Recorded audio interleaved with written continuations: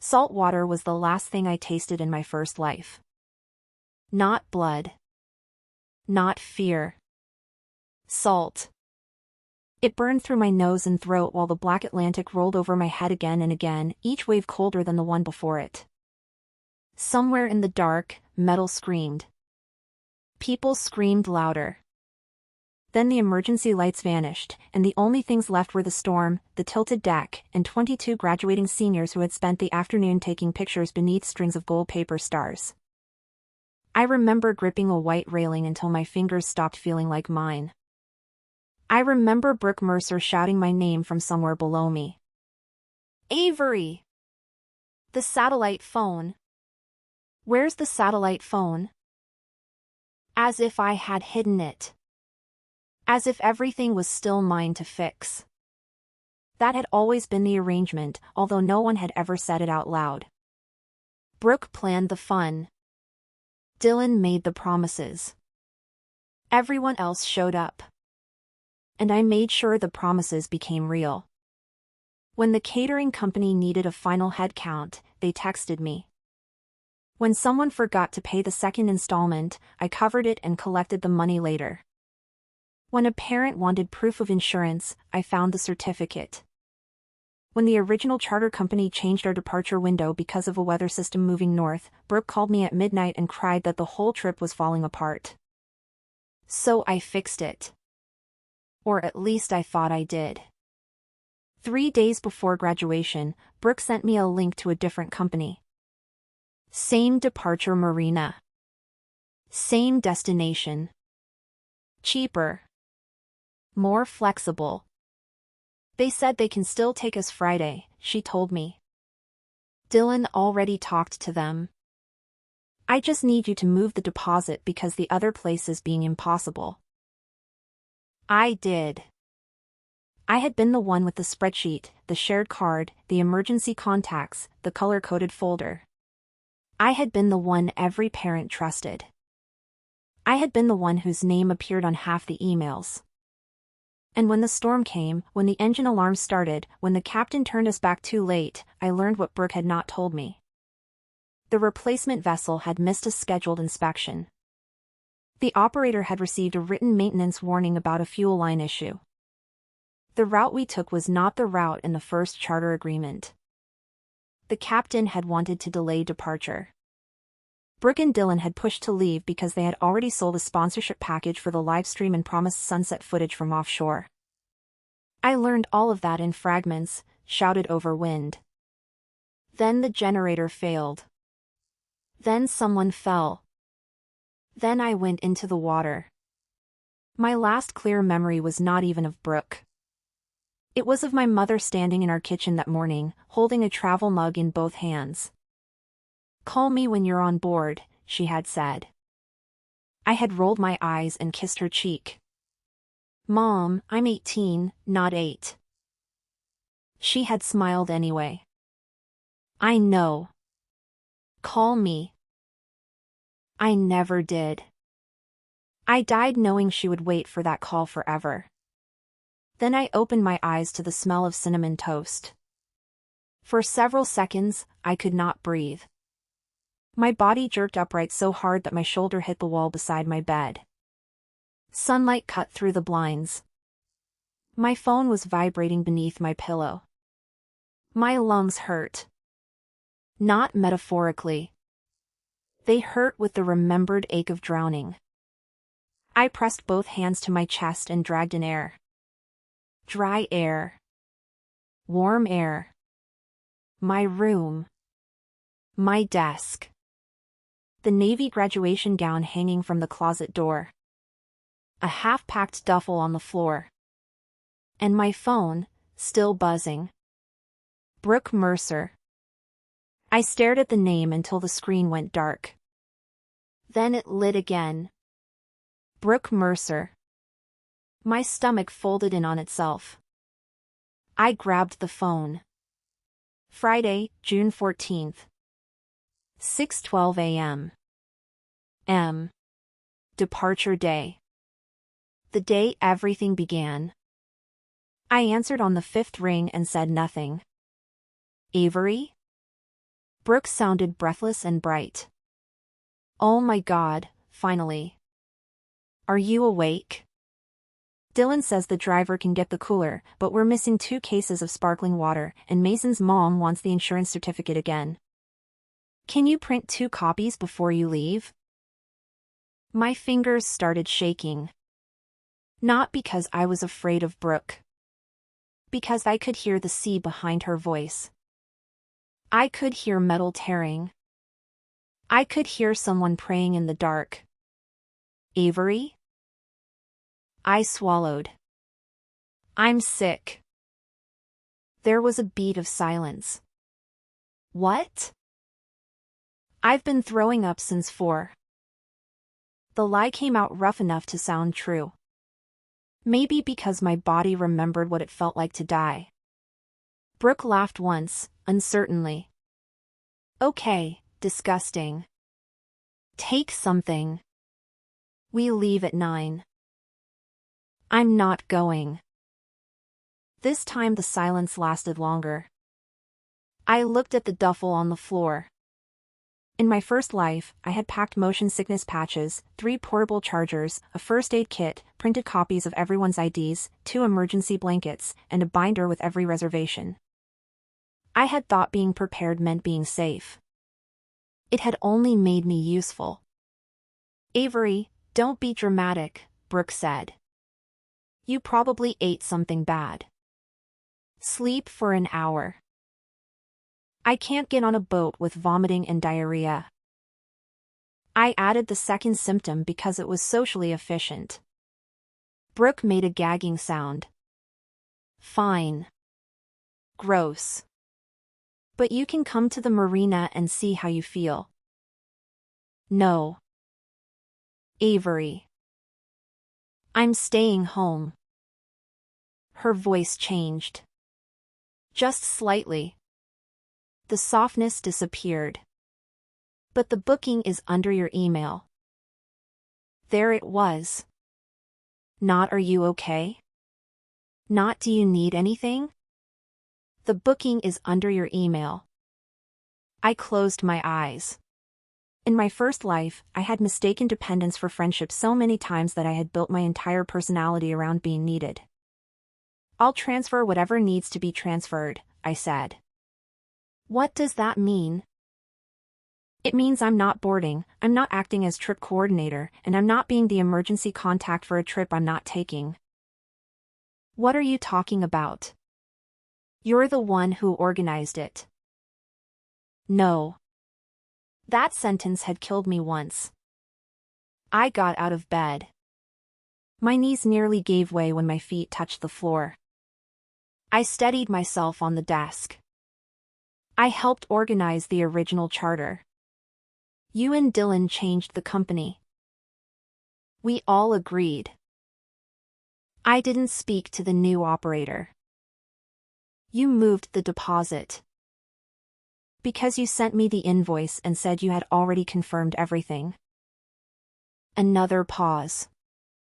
Shorter this time. More dangerous. Avery, can we not do this at 6 in the morning?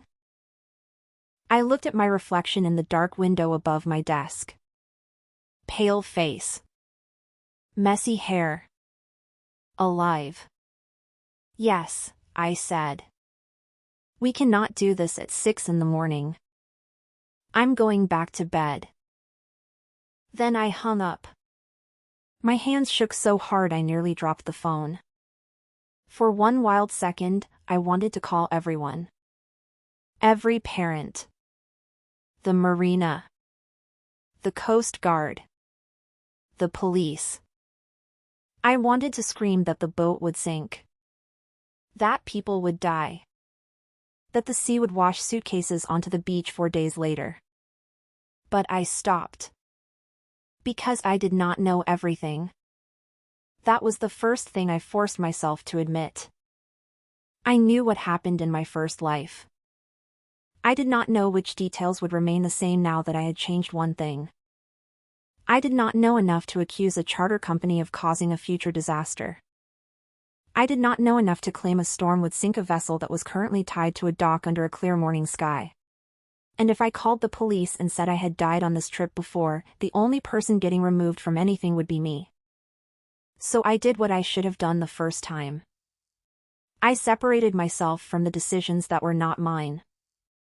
I opened my laptop. The shared graduation trip folder loaded automatically. At the top was my spreadsheet. 23 names. 23 emergency contacts.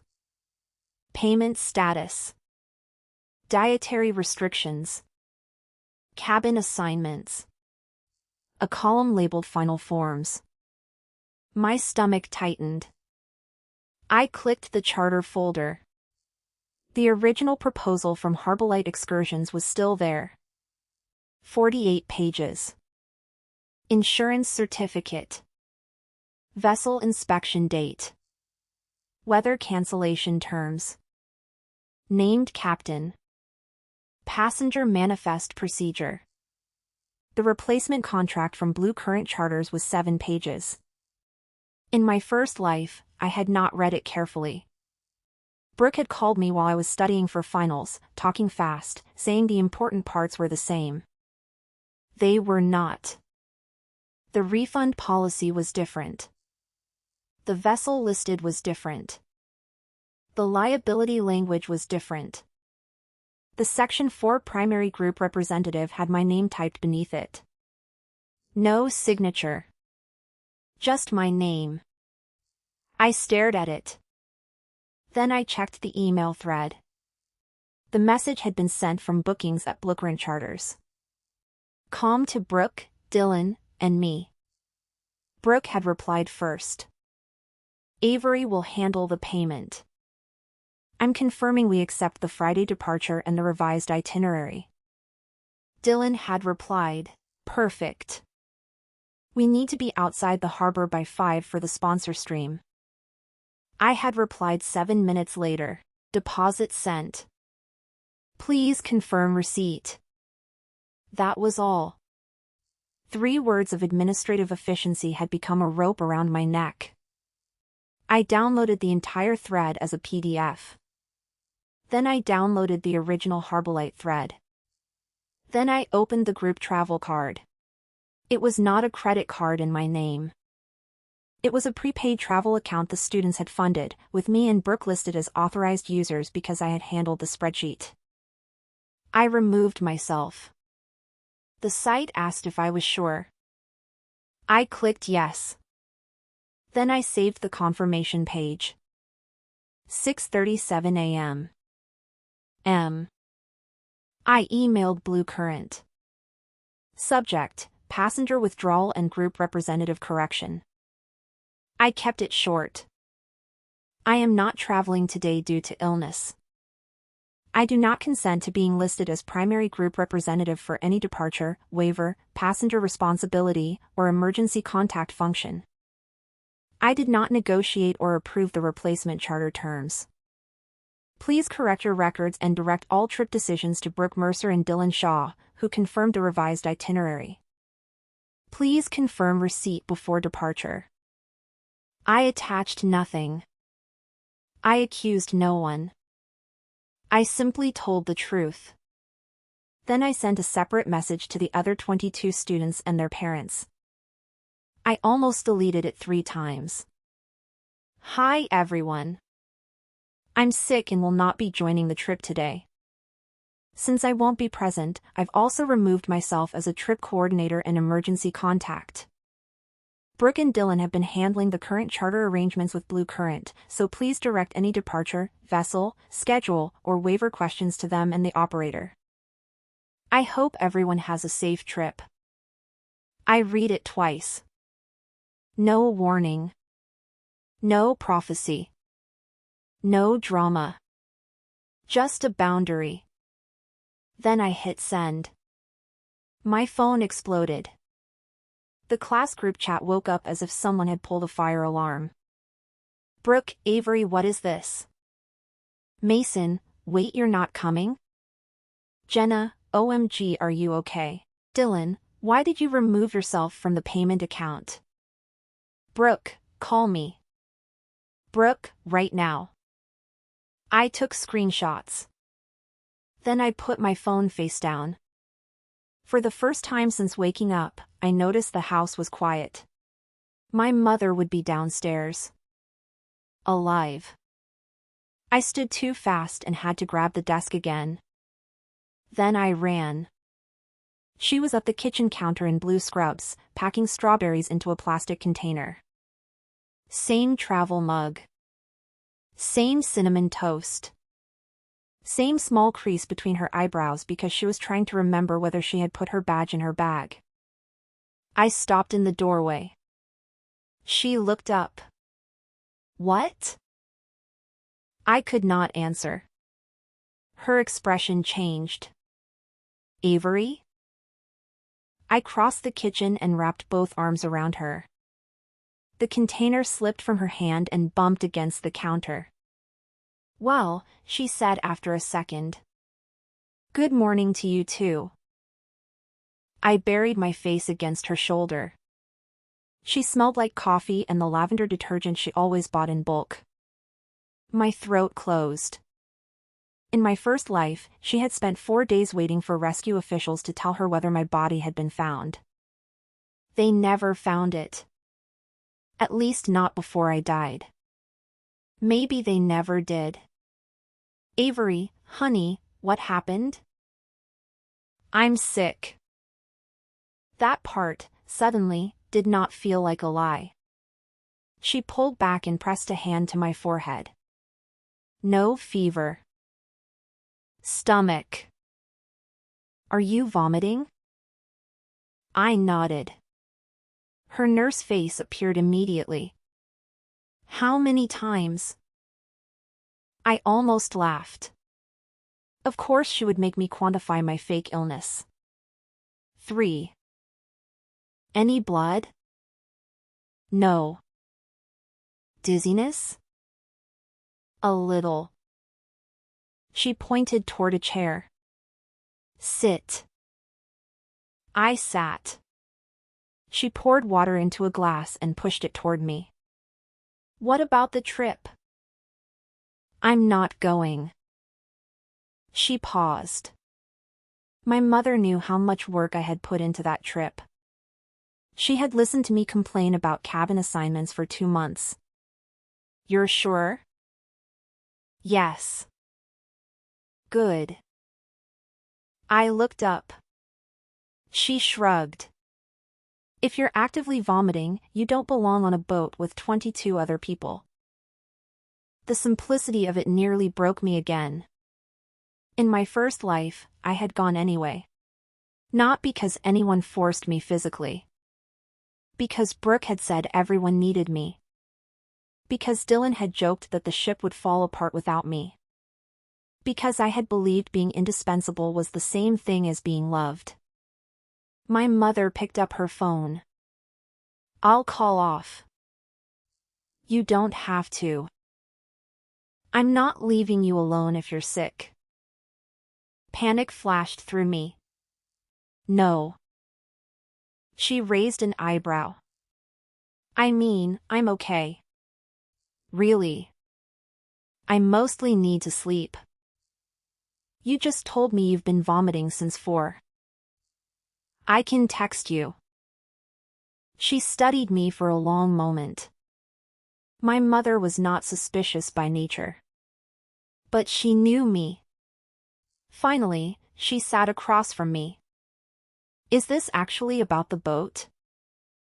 The room seemed to narrow. What do you mean? You've been weird about this trip all week. I had been weird about it in my first life too. I had spent 3 nights arguing with Brooke about the change charter while insisting to myself it was fine. I just don't want to go anymore. My mother's face softened. Then don't. I stared at her. That's it? That's it. But everyone's expecting me. You're allowed to disappoint people. The words landed harder than any accusation could have. I looked down at the glass in my hands. She added, and if the only reason a plan works is because you ignore your own limits, it's a bad plan. In my first life, I had needed 18 years and a drowning to understand that. My phone buzzed again. Brooke. My mother glanced at it. You want me to answer? No. That made her smile. Now I know you're serious. I turned the phone over. Brooke, Blue Current says they need to talk to you before departure because your name is on the original payment. A second message appeared. Brooke, please stop making this harder than it needs to be. Then Dylan. Dylan, this is screwing everyone over. I took a slow breath. My mother watched my face. What did they say? I handed her the phone.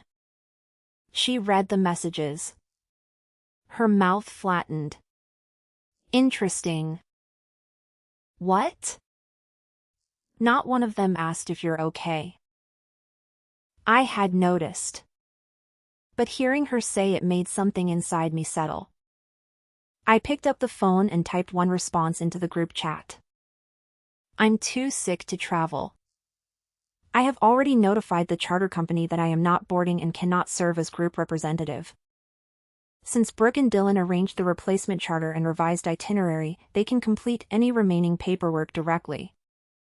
Then I muted the chat. At 7:04 a.m. Blue Current replied. Ms. Collins, we acknowledge your withdrawal from today's passenger list. Your name was entered as group representative based on information supplied during booking. We will update the file and require the attending organizers to complete the remaining documentation at check-in. Please note the group balance has already been paid from the travel account. Any refunds or adjustments must be discussed with the attending organizers.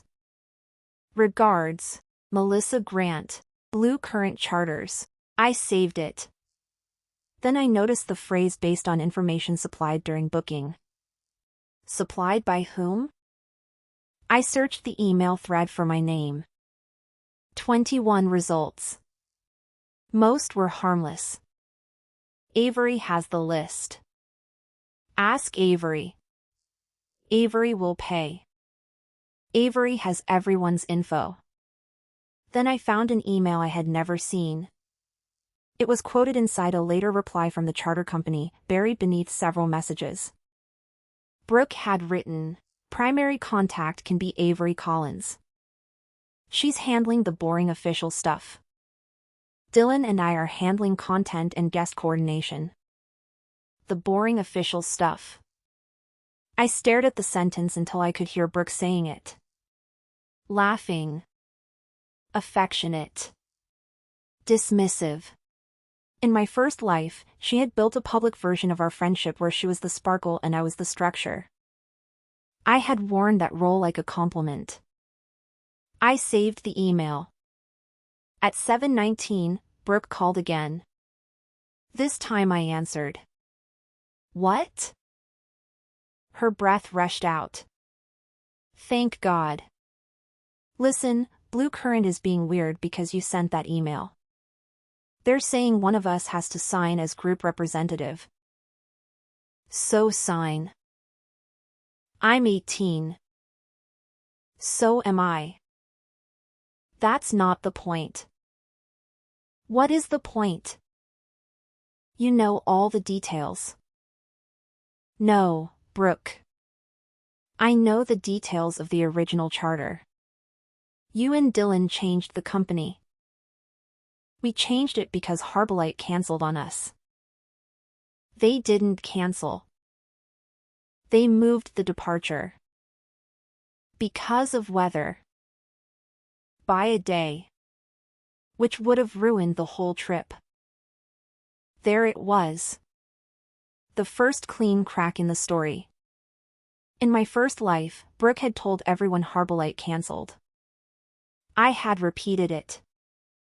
I had believed it. They offered Saturday, I said. She went quiet. Then, whatever. We already paid Blue Current. You can still ask whether they'll delay if there's a safety concern. There isn't a safety concern. I gripped the edge of the table. I knew what I had seen before we sank. The red warning light near the stern. The captain arguing with Dylan. Brooke crying that they had sponsors watching. But I did not know what existed yet, at 7:20 in the morning. So I asked a question instead. Did they send you the updated inspection certificate? Brooke hesitated. Only half a second. But I heard it. Yeah. Can you forward it? Why? Because Mason's mom asked about insurance and the vessel. You're not even coming. Exactly. Another pause. Then her voice sharpened. Avery, you're acting really strange. I'm sick. No, this isn't sick. This is you trying to dump everything on me at the last second. I almost laughed. Not because it was funny. Because in my first life, she had dumped everything on me months before the boat ever left the dock. I'm not dumping anything on you. I'm giving responsibility back to the people making the decisions. We're all making the decisions. I didn't choose Blue Current. You sent the money. Because you told me you had confirmed the replacement. You always handle the money. That sentence. There it was again. Not because I asked you to. Not because we agreed. Because you always do it. My mother stood at the counter behind me, pretending not to listen. I looked at her. She lifted one eyebrow. I said, then today can be the first day I don't. Brooke exhaled hard. Fine. Stay home. But at least keep your phone on in case we need something. No. What? I'm not the emergency contact. You can still answer. I'm going to be asleep. Avery, I hope you have a safe trip. I hung up. This time, my hands did not shake. At 7:46, Brooke forwarded an attachment. Insurance_certificate. PDF. No inspection certificate. No maintenance record. Just proof of general liability coverage. I replied with one sentence. Thanks. This is insurance, not the vessel inspection certificate. She did not answer. At 8:10, my mother left for work only after making me promise to drink water and text her by noon. At 8:22, I pulled the duffel bag onto my bed and unpacked it. Sunscreen. Swimsuit. Sweatshirt. Portable charger. First aid kit. The folder with printed copies of everyone's documents. I stopped. In my first life, that folder had been in my backpack when we boarded. After the engine trouble began, the captain had asked who had the emergency contact list. Everyone pointed at me. Of course they had. I opened the folder. 23 emergency contacts. Medical notes. Copies of signed student travel waivers. A page Brooke had added 2 days earlier labeled content release. At the bottom was a handwritten note. Need sunset deck sequence before dinner. Sponsor wants ocean in background. Dylan says captain can push if late. My pulse kicked. I had seen that note before. Not consciously. In my first life, it had meant nothing. Now I photographed the page. Then I found the original Harbolite weather email. Forecast conditions for Friday afternoon are currently outside our preferred comfort margin for the planned offshore route. We can offer a revised Saturday departure or a shortened inshore itinerary Friday, subject to final captain approval. I read it 3 times. Brooke had called that a cancellation. It was not a cancellation. It was a choice. At 8:41, another email arrived from Blue Current. This one was a group message. Due to updated marine conditions, Captain Reyes will conduct a final route review at check-in. Departure remains scheduled for 10:30 a.m. Please arrive no later than 9:15 for manifest verification and safety briefing. I felt cold despite the June heat. The wording was careful. Not alarming. But familiar.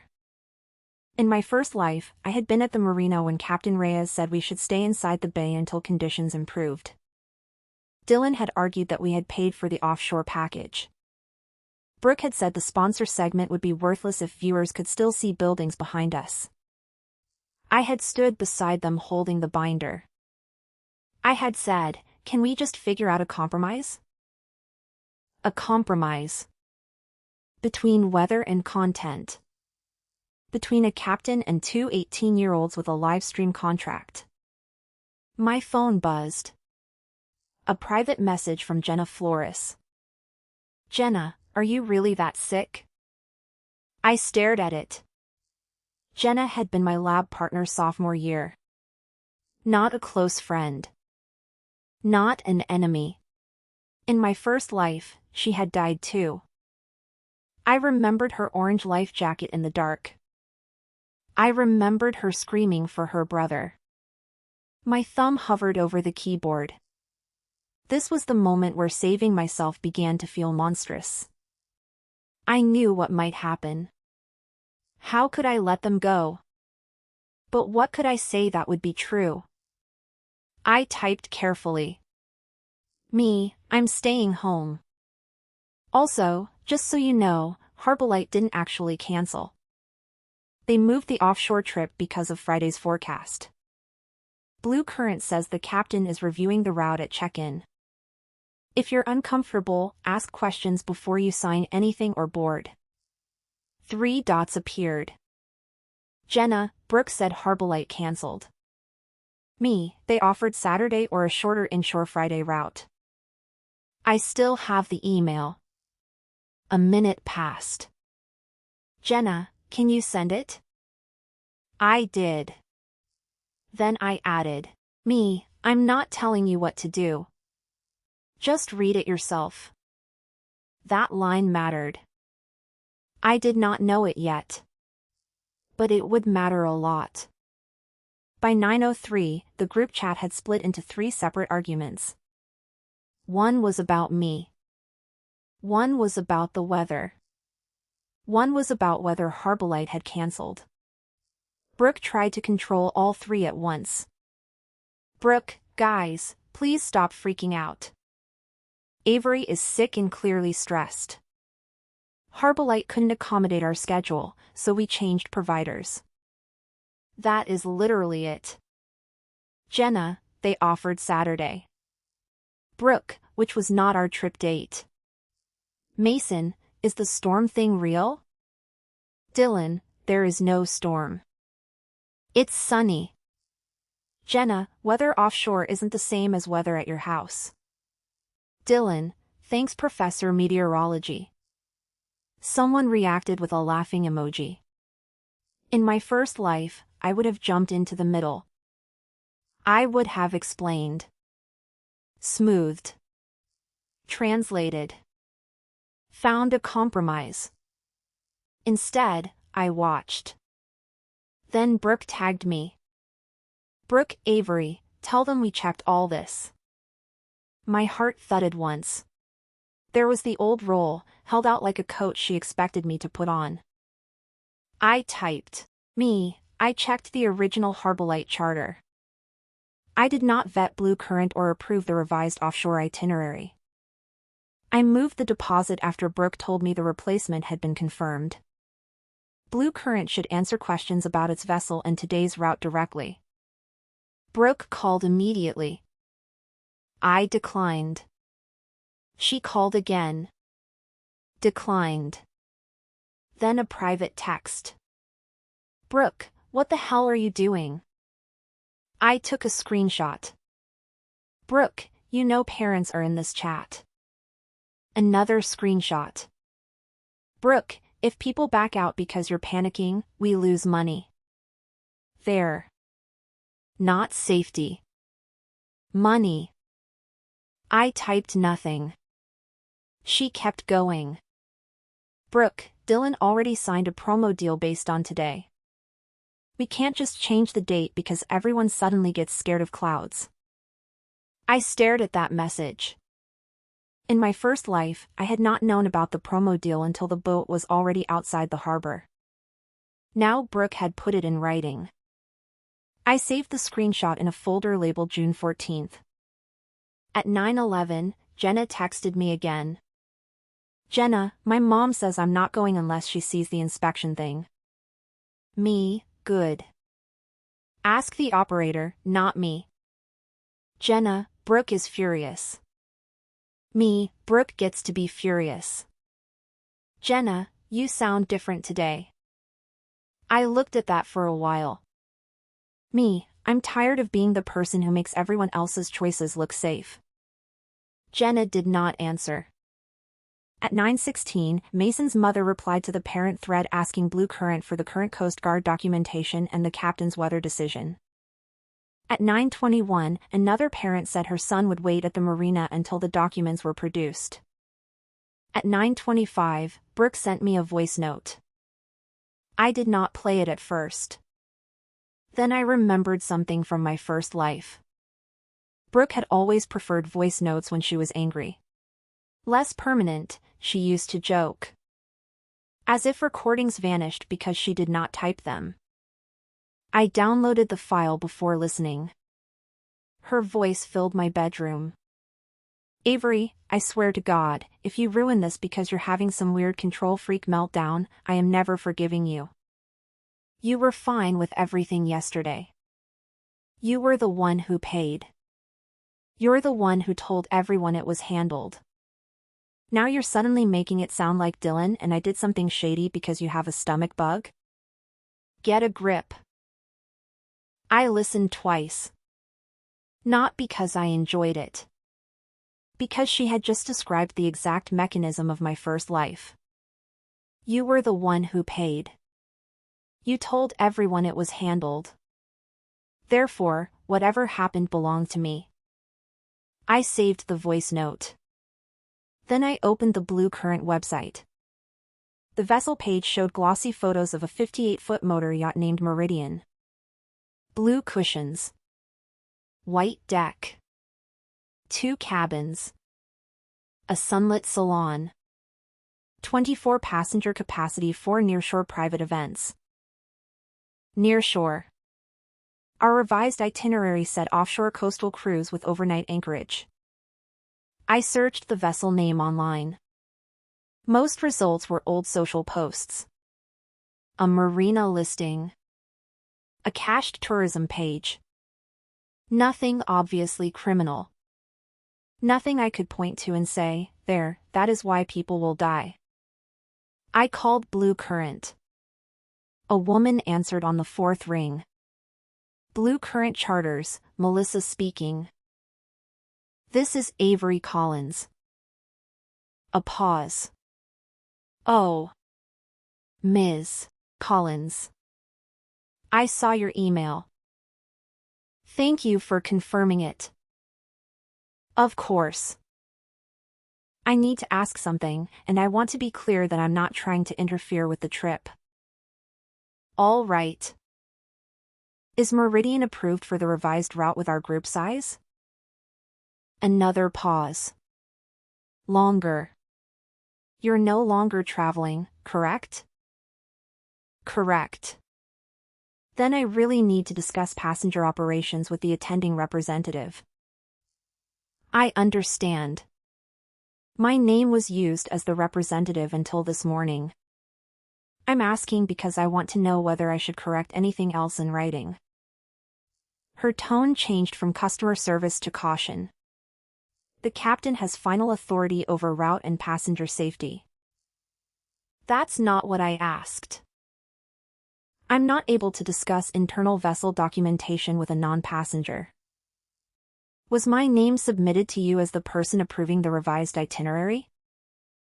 I think that's something you should discuss with your group. Can you tell me who supplied my name? Silence. Then, the booking form was completed online. From my account? No. That made every muscle in my shoulders tighten. Whose? I can't give you another customer's account information. Was the form electronically signed in my name? No. Your name was entered as the group contact. The attending waiver still requires signature at check-in. Relief and anger arrived together. So no contract has my signature? Not that I'm seeing. Thank you. Ms. Collins? Yes? If you're concerned about someone using your information, send us a written request and we'll preserve the booking record. My breathing slowed. That was a normal person. Not my friend. Not my enemy. Just someone hearing a question and treating it seriously. I'm sending it now. I did. At 9:34, I received an automatic confirmation that the request had been logged. At 9:37, my mother texted. Mom, hydrating? I smiled despite everything. Me, yes. Mom, actual water, not coffee. Me, yes, Nurse Collins. Mom, smart mouth means you're improving. I stared at her message until my eyes blurred. Then my phone rang from an unfamiliar local number. I almost ignored it. Hello?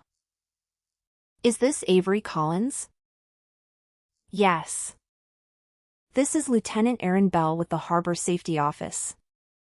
I'm calling because we received a question from one of the parents about a charter departure this morning, and your email was forwarded as the former group contact.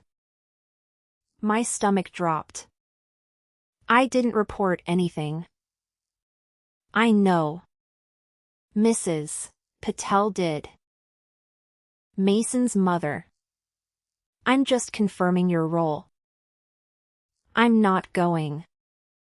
I helped with the original booking through Harbolite. Brooke Mercer and Dylan Shaw changed it to Blue Current. I transferred the group deposit. I did not sign Blue Current's charter agreement or approve the revised route. Do you have the original correspondence showing the other operator changed the schedule for weather? Yes. Could you forward it? Yes.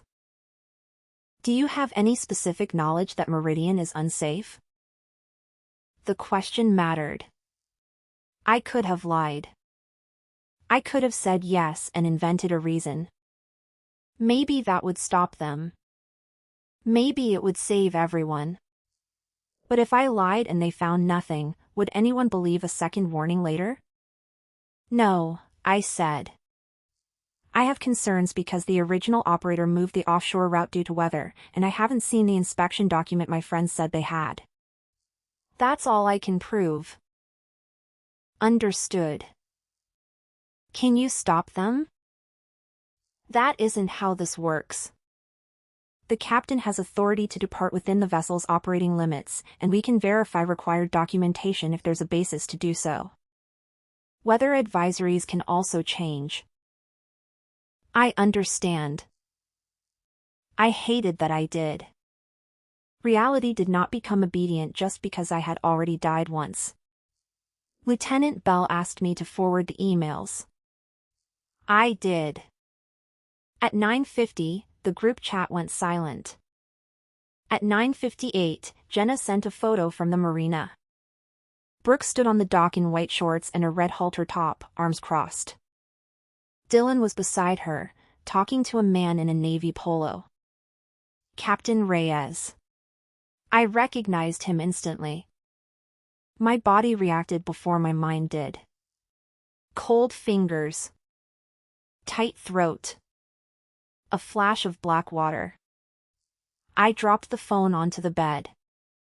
For a full minute, I sat with both feet on the floor and counted breaths. 5 in. 5 out. Again. When I picked up the phone, Jenna had sent another message. Jenna, harbor officer is here. Then, Jenna, Brooke says you called them. Me, I didn't. A parent did. The officer called me because I had the Harbolite email. Jenna, he's checking documents. I closed my eyes. Please find something. Please find enough. 10 minutes passed. Then 12. Then 19. At 10:22, Jenna wrote, Jenna, they have valid passenger cert and insurance apparently. Captain says route may be modified based on conditions. My hope collapsed so fast it made me dizzy. Then, Jenna, my mom still says no. Me, are you leaving? Jenna, yes.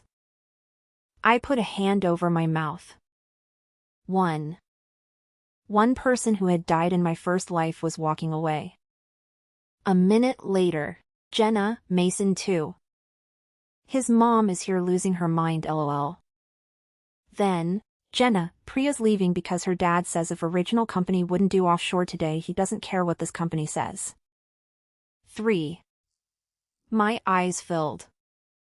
I pressed my fist to my lips and cried without making a sound. I had not saved everyone. But I had changed something. The group chat woke up again. Brooke, congrats Avery. Hope you're happy. 3 people just bailed because you scared their parents. Me, they made their own decisions. Brooke, you sent Jenna that email. Me, she asked for it. Dylan, we're now out nearly $1,800 because last-minute dropouts aren't refundable. Me, the group account paid the charter. I'm no longer an authorized user. Any allocation is between the travelers. Brooke, stop talking like a lawyer. I almost replied that I was talking like someone who had learned what happened when every sentence was casual. Instead, I saved the messages. At 10:31, Captain Reyes sent a group email. Final passenger count, 19. 3 students had withdrawn at dockside. I was already off the list, so 18 students plus Brooke and Dylan? I counted twice. No. The original list had 23 including me. I withdrew. 3 more left. 19 remained. Brooke and Dylan among them. 19 people who had died with me once were still boarding the Meridian. My chest hurt. I stood and paced my room. Call them. Tell them everything. Tell them the boat sinks. Tell them you saw their bodies. Tell them you died. I picked up my phone. I opened the group chat. My hands hovered over the keyboard. Then I saw Brooke typing. Brooke, we are done with the drama. Harbor Safety checked the paperwork. Captain says we're good. Anyone still coming, get on board now. We're leaving. Dylan added, Dylan, and for everyone messaging me about the weather, the captain literally just said he can run an adjusted route. Stop letting one person's anxiety ruin graduation. I stared at the word anxiety. In my first life, when I had questioned the switch to blue current, Brooke had called me anxious too. Then I had apologized. I opened a new message and typed, I'm not claiming I know something the captain or harbor office doesn't. I shared the original operator's weather email because it's relevant and true. If you board, Please follow the captain's safety decisions even if they affect the content schedule or itinerary. No video or sponsor is worth arguing with the person responsible for the vessel. I sent it. That was all I had. Truth. Context. A request to listen to the captain. Not prophecy. Not control. Brooke responded with a thumbs up. The kind that meant fuck you. At 10:44, Jenna sent me a final photo from the parking lot. Meridian was still tied to the dock. People crowded the upper deck, waving. Brooke stood near the stern holding her phone high. A banner had been taped along the railing. We survived high school. I threw up for real. I barely made it to the bathroom. When I finished, I sat on the tile floor with my back against the tub. My body had finally caught up with my lie. At 11:08, the Meridian left the marina. I knew because Brooke started a live stream. I did not watch it. I turned off my phone. That was not the title decision. The title decision had already been made when I said I was sick and refused to board. But turning off my phone was the first thing I did purely for myself. I slept. When I woke, the room was gold with late afternoon light. For one confused second, I thought I was back on the boat. Then I saw my graduation gown. My dry carpet. My closed window. I grabbed my phone. 5:43 p.m. 46 notifications. My heart stopped. I opened the newest message first. Mom, call me as soon as you see this. Then Jenna. Jenna, have you heard from them? Jenna, Avery? Jenna, the stream cut out. Jenna, Brooke's mom is calling everybody. Jenna, they were supposed to check in by 4. I sat up so fast the room tilted. The group chat was chaos. Parents. Students who had stayed behind. Messages from numbers I did not recognize. Last known live stream screenshot.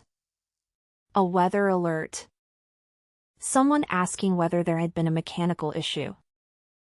At 3:18, Brooke had posted, "Signal sucks. We're changing spots." At 3:26, Dylan, "Captain is being ridiculous about the route. We're fine." At 3:31, Priya, safe on shore, had replied, "Listen to the captain, idiot." At 3:44, Brooke, "Going offline for a bit. See you losers tomorrow." That was the last message. I called my mother. She answered before the first ring finished. Avery. I'm here. Thank God. What happened? They lost contact with the boat. I closed my eyes. What time? I don't know. A parent called the hospital because they thought maybe there'd been a rescue intake. Then Jenna's mom called me. Search and rescue is out. My throat closed. Mom. I'm coming home.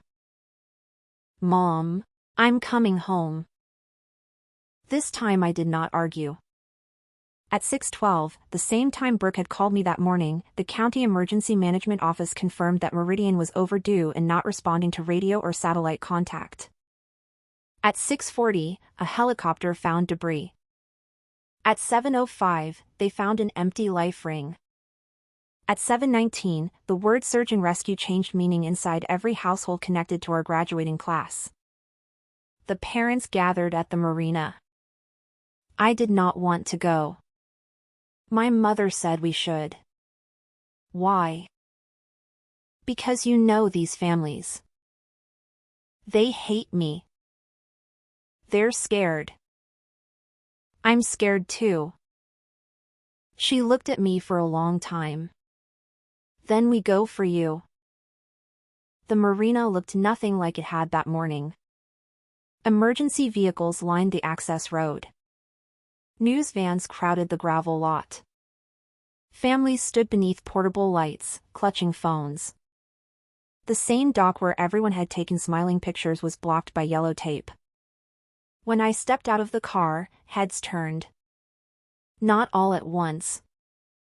One by one. Recognition moving through the crowd. That was worse. Brooke's mother reached me first. Linda Mercer had always been perfectly composed. Tonight her mascara had run in 2 black lines beneath her eyes. You. My mother moved slightly in front of me. Linda did not seem to notice. You knew.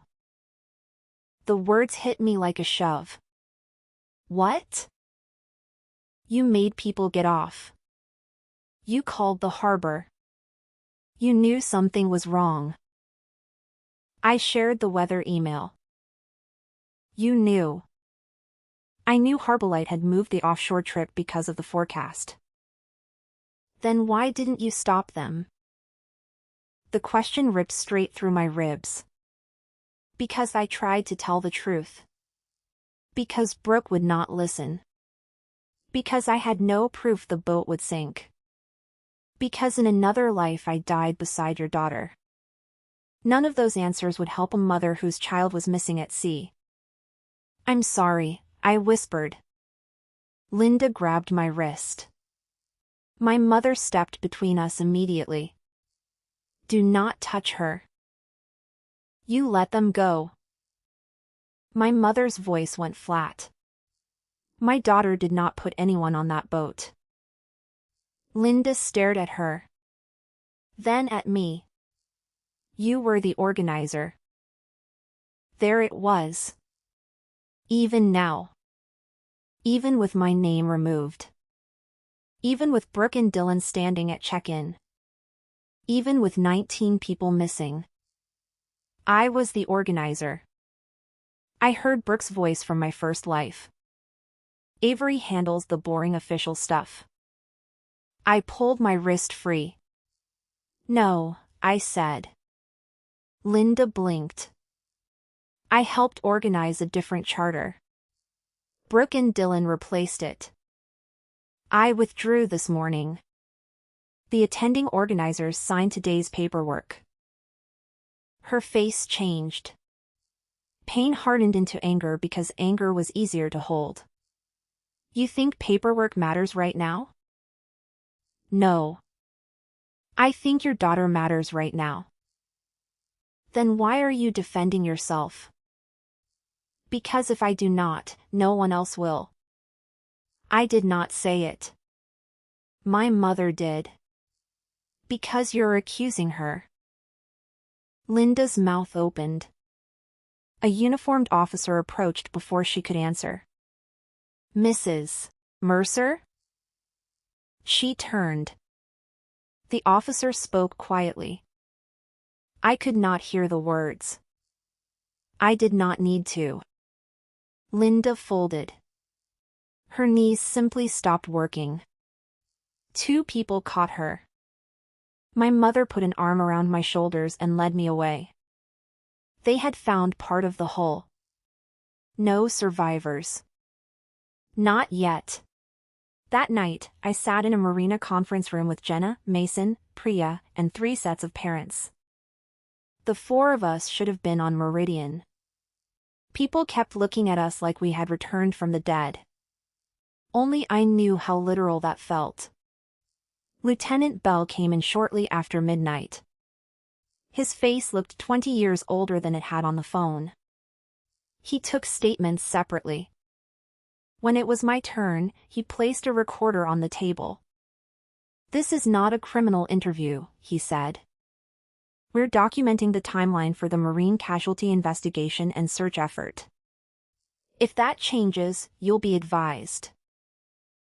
I understand. Start with your role in the trip. So I did. Heartbreak. The group spreadsheet. The prepaid account. Brooke's replacement link. The transfer. The revised itinerary. My illness. My withdrawal email. My request to preserve the booking record. The weather message I sent Jenna. I gave him everything. When I finished, he rubbed his forehead. Why did you withdraw today? My pulse jumped. This was the dangerous question. Because I had died. Because I knew. I woke up sick. That was the lie. Then I added the truth. And I had been uncomfortable with the charter switch all week. Being sick made it easier to finally say I wasn't going to be responsible for a trip I hadn't actually approved. He studied me. Did you believe the vessel would sink? No. My voice broke. I hated myself for the answer even though it was true in every way he could understand. I knew Harbolite had concerns about the weather. I knew I had never seen the inspection document Brooke said existed. I knew Blue Kern's own captain was reviewing the route. I did not know there would be a casualty. Did you tell anyone not to board? I told Jenna to read the Harbolite email and decide for herself. In the group chat, I told everyone to follow the captain's safety decisions. He nodded. We have those messages. That sentence felt like a door clicking shut behind me. Not trapping me. Protecting me. In my first life, so much of what happened had lived in calls and casual conversations. This time, the truth had timestamps. At 2:14 a.m. My mother drove me home. Neither of us spoke until we reached our street. Then she said, "You didn't cause this." I pressed my forehead to the cold passenger window. Don't. I mean it. 19 people are missing. And you are not the ocean. I knew the other company changed the schedule. You told people. Not enough. What would enough have looked like? I had no answer she could accept. Tackle Brooke at the dock? Cut the fuel line? Call in a bomb threat? Lie to the Coast Guard? Kidnap 19 people? Rebirth had not made me powerful. It had only made me informed and terrified. My mother pulled into the driveway and turned off the engine. In the hospital, she said, we see families do this after something terrible. They go backward through the day and find one moment where they imagine they could have controlled everything. If I'd called sooner. If I'd driven faster. If I'd noticed. If I'd insisted. I looked at her. Sometimes there was a mistake, she continued. Sometimes there really was negligence. That matters. But responsibility has to follow what people actually did, not who survived. Who survived? The phrase made me flinch. She reached across the console and took my hand. You staying home is not evidence against you. In my first life, my mother had never gotten to tell me that. I cried all the way from the car to the front door. Search crews worked through the night. At 8:03 the next morning, they found the first body. At 11:40, a second. By sunset, 4. The names were withheld publicly until families were notified. I knew them before the calls came. Not because I remembered the recovery order. Because each time another family at the marina disappeared into the private room, the hallway changed. A new empty chair. A new parent making a sound I would hear for the rest of my life. On the second day, investigators recovered a damaged emergency beacon. On the third, they found part of Meridian's stern. On the fourth morning, the ocean began returning our graduation trip to shore. A groundskeeper found a blue suitcase half buried in wet sand 6 miles south of the marina. Then a backpack. Then a white hard-shell case covered in college stickers. By noon, local news footage showed deputies walking a closed section of beach where shoes, clothing, a broken camera case, toiletries, and pieces of luggage lay scattered along the rack line. I recognized the white suitcase immediately. It belonged to Brooke. She had made me sit on it in her bedroom the night before graduation because she could not get the zipper closed. More weight, she had laughed. I had pressed both hands down while she pulled the zipper around the edge. On television, the same suitcase lay open in gray sand. One wheel was gone. A red dress twisted out of it like a flag. The sight made me slide to the kitchen floor. My mother found me there. For a long time, neither of us spoke. The television kept showing the beach. Only their luggage had come home. For the first 4 days, that was what it felt like. Their things arrived before answers did. A sneaker. A phone case. A graduation hoodie. A toiletry bag with someone's initials. The objects were ordinary enough to be unbearable. Then, late on the 4th day, the search changed. A Coast Guard crew found a partially inflated life raft 41 miles northeast of the debris field. 2 people were alive. Captain Mateo Reyes and Brooke Mercer. When I heard her name, I dropped my glass. It shattered in the sink. My mother turned from the stove. What? I held up my phone. The emergency bulletin said both survivors had severe dehydration, exposure, and injuries. They were being transported to a regional medical center. My knees went weak. Brooke was alive. In my first life, I did not know whether she had survived longer than I did. I remembered hearing her voice in the storm. Then nothing. Now she had lived. Relief came first. Raw and involuntary. Then fear. Because Brooke was not just a survivor. She was the person who had spent months making me responsible for everything. And she had already shown me what she did when her plans failed. She found someone else to carry them. Brooke spent 9 days in the hospital. During those 9 days, the story around Meridian changed almost every 12 hours. First, people blamed the weather. Then the engine. Then the route. Then the company. And eventually, because people wanted one name they could understand, they found mine. A news account called me the student organizer who mysteriously stayed behind. Another called me the girl who warned classmates before the fatal voyage. Neither version was fully true. Both were dangerous. On the 10th day, Brooke released a statement through an attorney. She mourned the 17 students who had died.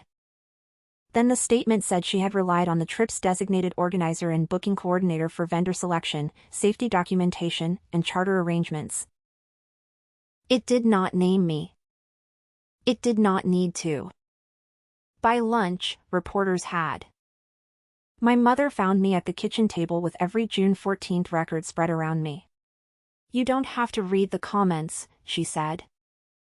"I'm not." I turned the laptop toward her. "I'm building the timeline." She sat down. I showed her the original Harbolite proposal. The weather change email. Brooke's replacement message. Dylan's note that they needed to be offshore by 5 for the sponsor stream. My transfer from the group travel account. My removal from that account. My withdrawal email. Blue Current's acknowledgement. The final passenger manifest. My message telling everyone to follow the captain's safety decisions. Every line had a timestamp. My mother looked at the pages for a long time. Then she said, "Send this to a lawyer." Rachel Kim did not tell me I was brave. She did not tell me everything would be fine. She read. That was why I trusted her. When she reached Brooke's buried booking message, she tapped the page.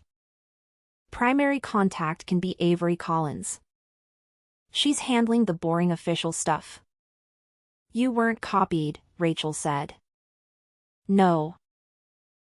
And Blue Current has confirmed the booking account was not yours.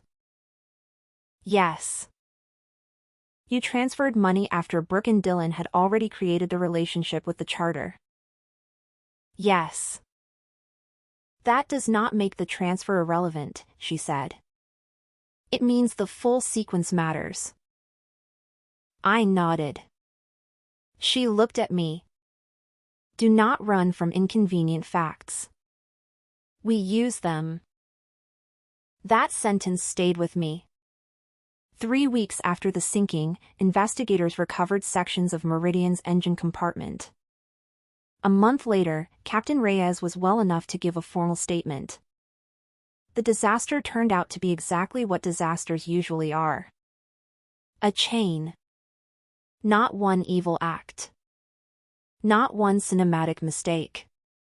A fuel system fitting had failed after recent corrective work. A post-repair monitoring cycle recommended by a technician had not been completed before the extended trip. The worsening offshore weather magnified the emergency. Loss of electrical power affected communications. Access to life-saving equipment became difficult once smoke spread through the lower deck. Captain Reyes had the authority to delay or modify the route. He admitted he should not have departed on an extended itinerary before the recommended monitoring was complete. He also told investigators something else. Before departure, Brooke and Dylan had repeatedly pushed for the offshore Sunset location because of a sponsorship commitment. He said he refused to follow their preferred route once conditions worsened. Their pressure did not steer the boat. But it explained why the trip had been switched from Harbolite in the first place. Then the evidence got worse for Brooke. Blue Current produced the preserved customer portal record. The preservation request I had sent that morning had frozen it before anyone could revise the account after the accident. The account belonged to Brooke. There were 27 messages. I had seen only 4. One message, sent the afternoon before departure, said Meridian had recently undergone corrective service after an intermittent fuel pressure alert. The operator recommended keeping the first portion of the trip near shore while systems were monitored. Brooke had replied, "We booked the offshore package specifically for Sunset content. We can't spend half the day circling the harbor. Dylan will talk to the captain at check-in." She had never forwarded that message to me. She had never forwarded it to the group. The second layer was money. The refund from Harbolite had exceeded the Blue Current deposit. Some of the difference stayed in the shared travel account. But $1,800 had gone to Dylan's small media company. Another $900 went directly to Brooke for production and decor. Then investigators obtained the sponsor agreement. A clothing company had promised Brooke and Dylan $7,500 for a live graduation segment filmed offshore at sunset. They had already made plans around that money. Suddenly the urgency made sense. Harbolite had not ruined the trip. Harbolite had ruined the content schedule. The third layer was simpler. The timeline itself. Blue Current booking account, Brooke. Revised itinerary approval, Brooke. Sponsor route requirement, Dylan. Deposit transfer, me. Attending group representative signature at check-in, Brooke. Final passenger manifest, not me. Departure safety acknowledgement, signed by the 19 passengers who boarded. My withdrawal, acknowledged hours before departure. No single piece of evidence rescued me. Together, they made the roles visible. Brooke's attorney still tried to push responsibility back toward me. Her second statement said I had managed vendor selection throughout the planning process and had left less experienced students to finish complicated paperwork at the marina. When Rachel read that line aloud, I stared at her. Less experienced? You were all 18, she said. Exactly. Brooke had always treated my competence like a public resource. If I could make a spreadsheet, I could handle contracts. If I was calm on the phone, I could speak for everyone. If I got good grades, I could understand every risk. And if something went wrong, I was the responsible one. She and Dylan were allowed to become inexperienced only after their decisions had consequences. I never had been. The formal Marine casualty hearing began in September. Cameras waited outside. Families filled the back rows. Brooke entered with her mother. She walked with a slight limp. A scar disappeared into her hairline. For 1 second, I remembered her sitting on my bedroom floor sophomore year, eating fries and making me laugh after I failed my driving test. That memory was real. So were the messages. People were not always one thing. That did not mean every harm had to be forgiven. On the 4th day, I testified. Yes, I had built the first spreadsheet. Yes, I had requested the original quotes. Yes, I had managed the prepaid travel account. Yes, I transferred the Blue Current deposit. No, I did not negotiate the Blue Current booking. No, I never saw the fuel pressure advisory before departure. Yes, I knew Heartbreak had changed its Friday offshore plan because of weather. Yes, I shared that information before Meridian left. Then one attorney asked the question I had expected from the beginning. Why did you withdraw on the exact morning of the voyage? My palms were damp. Because I had drowned once already. Because I had heard metal split in the dark. Because I had watched my mother wait for a call that never came. I could not say any of that. So I gave the truth this life could support. I woke up sick, I said. And I realized I was being listed as responsible for decisions I had not actually made. I should have corrected that earlier. Being sick forced me to do it that morning. You had accepted that role for months. Yes. So why suddenly object? Because people were asking me for safety documents I didn't have. I realized I could not honestly tell them I had verified the replacement charter. He held up my group message.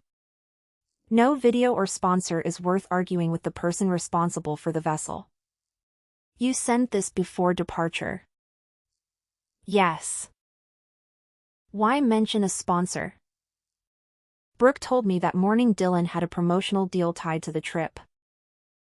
You were worried money might influence their choices. Yes. Yet you stayed home. I had already withdrawn. So you left others to handle it. The old shame rose so quickly that for a second I was back in my first life. Avery will fix it. Avery has the binder. Avery knows. I took one breath. They were already handling it, I said. I had only stopped pretending their decisions were mine. No one gasped. Pens moved across paper. The hearing continued. That was enough. Brooke testified the next day. At first, she was careful. She said I had always been the logistics person. True. She said she trusted me. Sometimes true. She said she assumed I had vetted Blue Current because I transferred the deposit. Not true.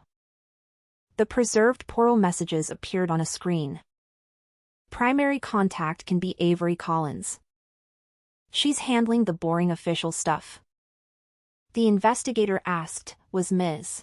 Collins included in this message? Brooke stared at it. I thought she was. The account record shows she was not. I forwarded most things. Did you forward the fuel pressure advisory? Brooke's fingers stopped moving. I don't remember. The advisory appeared. Then her reply about the offshore package. Did you write this? Yes. Did you tell Ms. Collins the operator recommended nearshore monitoring? I thought Dylan did. Do you have a message showing he did? No. Did you tell the other passengers? No. Why not? I thought it was being handled. By whom? Brooke looked toward me. Avery usually handled that stuff. There it was. Not a confession. A habit. The investigator asked, how could she handle information you did not give her? Brooke's attorney leaned over and whispered something. Brooke shook her head. I was stressed. Then the sponsor agreement appeared. The $7,500 promise. The money transfers. Her messages about needing the route. Finally, they played the voice note she had sent me that morning. You were the one who paid. You're the one who told everyone it was handled. The investigator stopped the recording. What did you mean? Brooke's mouth tightened. She handled things. Why would moving money make her responsible for your decision to change charter companies? I didn't say responsible. You accused her of making you and Mr. Shaw look as if you had done something improper. Because she was suddenly acting like none of it had anything to do with her. Did she select Blue Current? Brooke looked down. No. Did she approve the revised itinerary? No. Did she receive the service advisory? No. Then what, specifically, did you expect her to do? Brooke's composure broke. I expected her to check. Her voice echoed through the room. She looked at me. She always checked everything. That was the whole point. Avery was the careful one. She had perfect grades, perfect applications, all of it. If something went wrong, she knew how to fix it. The investigator let her finish. Brooke wiped her face. Dylan and I had one shot with that sponsor. One. That video was supposed to launch the channel after graduation. Avery could lose a weekend and still be Avery. We had more writing on it. My throat tightened. There it was. The belief beneath everything. Avery can recover. Avery can handle it. Avery's competence means her losses matter less. The investigator asked, when Ms. Collins withdrew, why did you continue? Brooke stared at the table. I thought she was overreacting. And when 3 passengers left, I thought their parents were overreacting. And when the captain proposed a more protected route, she closed her eyes.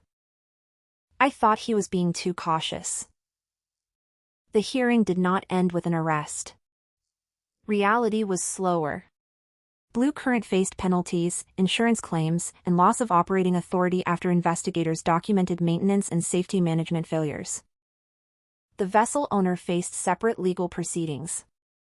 Captain Reyes's license was reviewed because he had departed before the recommended monitoring was complete. The families filed wrongful death claims. Brooke was not charged with sinking Meridian. She had not damaged the fuel line. She had not controlled the weather. But the sponsor terminated its agreement. Dylan's media company dissolved. Brooke's lawyer withdrew the public implication that I had been the responsible charter organizer once the booking records became impossible to explain away. The families that had threatened claims against me stopped. 3 sent apologies. Most did not. I did not need them to. I needed responsibility to stop at the edges of what I had actually done. Brooke asked to see me in November. We met in a conference room at Rachel's office. No cameras. No parents. She wore a gray sweater and walked without a cane, though the limp remained. For a while, neither of us spoke. Then she said, "I'm sorry." I waited. She gave a tired, almost embarrassed laugh. "You always hated vague apologies." "I still do." She looked down. "I'm sorry I put your name on the booking without asking. I'm sorry I told people you had checked things you hadn't checked. I'm sorry I didn't forward the service message. And I'm sorry I blamed you after."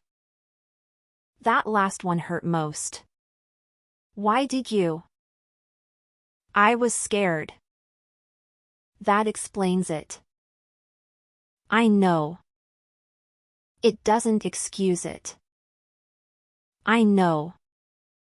Silence stretched between us.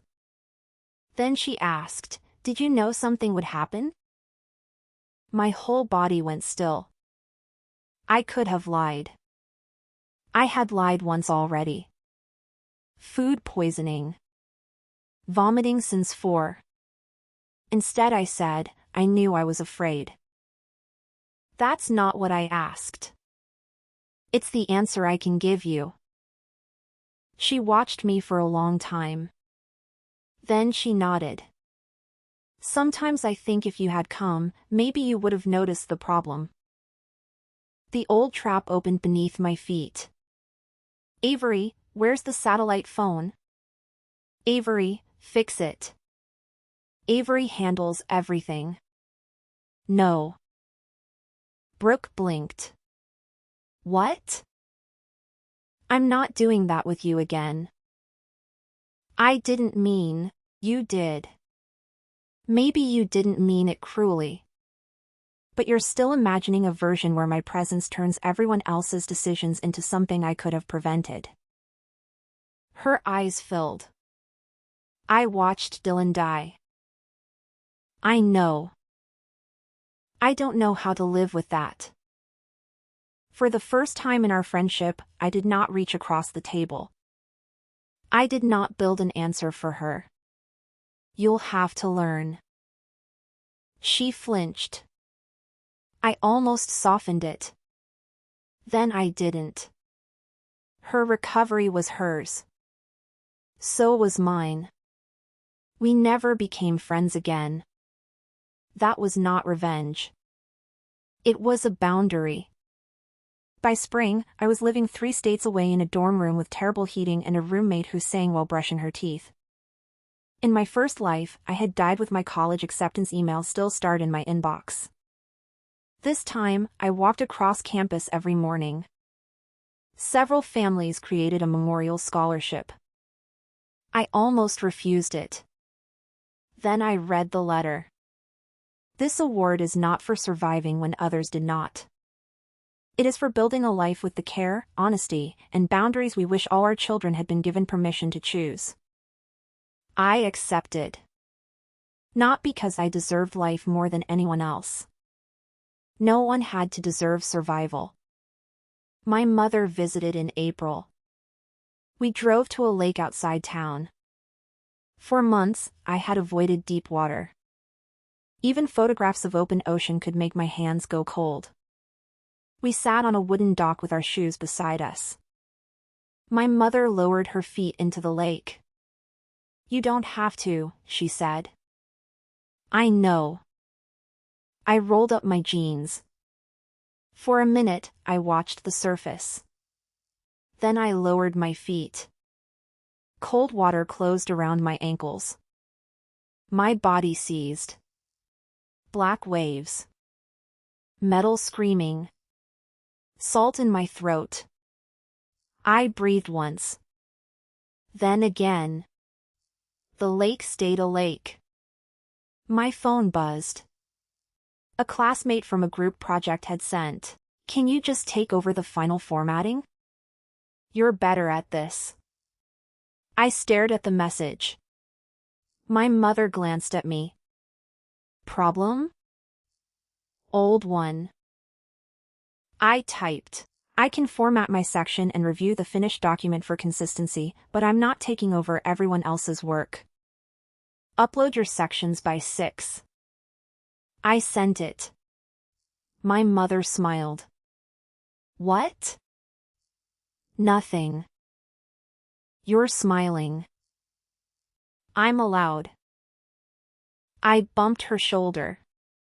For years, I had believed boundaries were walls people built when they stopped caring. I had been wrong. A boundary was a shoreline. It did not hate the ocean. It simply knew where the ocean ended and land began. In my first life, I boarded Meridian carrying everyone's documents, everyone's emergency contacts, everyone's problems, and the belief that if anything went wrong, I had to be the one to fix it. In this life, I stayed home with a lie about food poisoning. The lie saved me long enough to tell a more important truth. I was not required to board every disaster just because someone had saved me a seat. The sea returned their luggage. It returned grief. It returned questions that would never have perfect answers. But it did not get to return my life to the people who had always assumed I would carry theirs. That life was mine now. And for the first time, I knew how to keep it.